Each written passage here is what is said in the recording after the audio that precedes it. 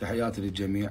أحب أقدم أسفي واعتذاري لكل الناس اللي أنا جرحت مشاعرهم، وكل الناس من حقها ترد، لأنه ناس تحب بلدها، وأنا ما كنت قصدي الإساءة نهائيا.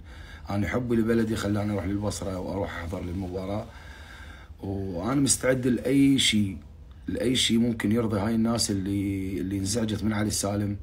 مستعد أقدم للناس أي شيء يعجبهم وأي شيء يريدون حاضر.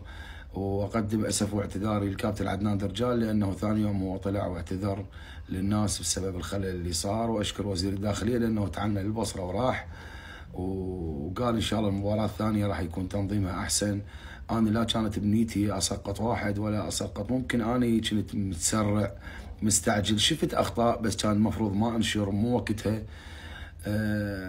كنت مو عصبي، اكثر من العصبي، كنت منهار وما سيطرت على اعصابي. وكل انسان يغلط انا حالي من حالكم، يعني صرت عصبي وبدر مني كلام مو حلو، وانا اعتذر واسف جدا لكل انسان ممكن هزيت مشاعره وخليته يكتب عني شيء مو حلو.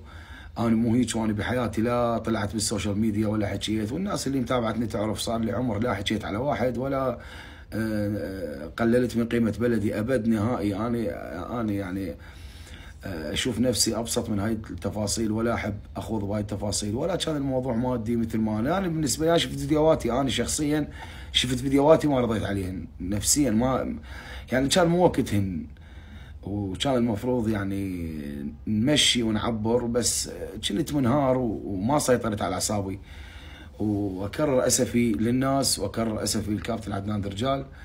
ان شاء الله يا ربي البطوله احسن، وانا رايح للبصره مو على مود احكي. وعتبي على قناه السومريه اللي انا قبل يوم كانوا ملتقين بي بالكورنيش، وحكيت عن البطوله وحكيت عن البصره. وانا دائما كل ما اقول البصره دائما اقول كرم وطيب البصره، و99% سبب نجاح البطوله هم اهل البصره وكرمهم.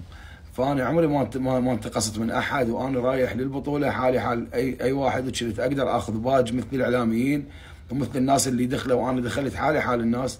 شفت شيء ما عجبني المفروض اسكت، مو وقتها.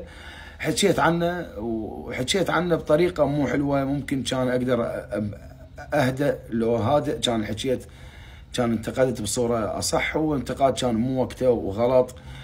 وموضوع الاعلاميه همسه ماجد ان شاء الله اللي صار بيني وبينها والحكي اللي حكيته ان شاء الله فيديو قادم انشر لكم. واتمنى الكل اللي يعذرني ويسامحني، وانا مستعد لاي شيء يرضي هاي الناس، مستعد اسوي.